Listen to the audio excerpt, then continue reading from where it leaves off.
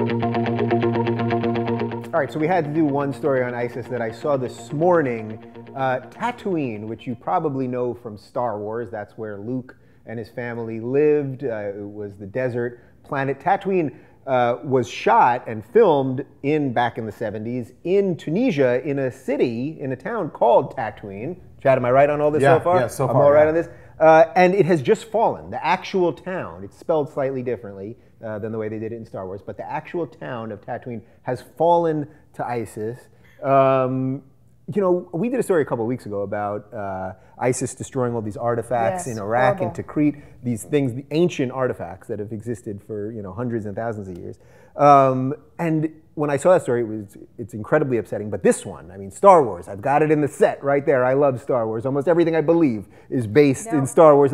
Like, this one hit me in a different way. I was like, I mean, this shit is just completely out of control. And I know that sounds crazy because they're beheading people and burning people, and I don't want to dismiss any of that. But when you can actually destroy future artifacts, that's a strange thing. Ooh, that's good. That's powerful. Right.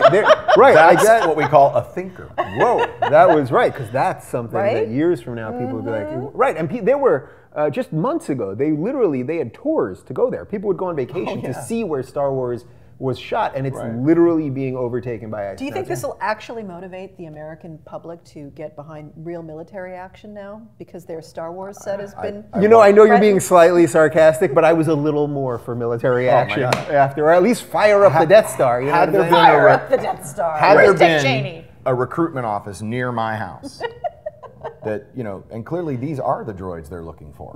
But there is something serious here, because there's a fondness that we all have, a personal fondness to this mythology and this story and this memories from our childhood of seeing these films. And so it does hit us in a very interesting, real way. Right, that these other things are far away and horrible, but don't actually hit us personally. It's part of, I completely agree with that. It fits right in the Star Wars culture of, you know, what better metaphor for the dark side of the Force than ISIS. Amen. You know, that even the Arab nations are starting to. Is it Saudi Arabia that is now lining up their troops at the border? I mean, like, they're now going to start fighting each other. Egypt is attacking them. Jordan's attacking them. So isn't that the interesting part of this?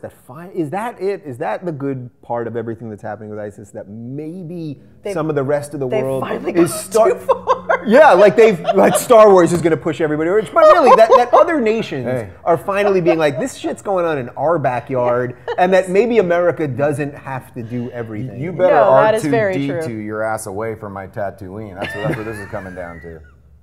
I'm just picturing, bring us home. You kids out there who like to do fun videos, someone dress up in cosplay and do a cosplay versus ISIS thing. This needs to happen. One of you listeners, watchers out there, please like Raphael from Ninja Turtles versus that guy that sounds like Ali G. How about C-3PO trying to negotiate with one of these Jihadi John or whatever these guys? Where is Obi-Wan Kenobi when we need him? Where is he when you need him? Anyway, what do you guys think? It's a terrible story. The idea that this town is being ransacked by ISIS now, it's really upsetting to me. What do you think? Could Star Wars start getting people to gin up to maybe do something? Should we do anything? Let us know in the comments right down below.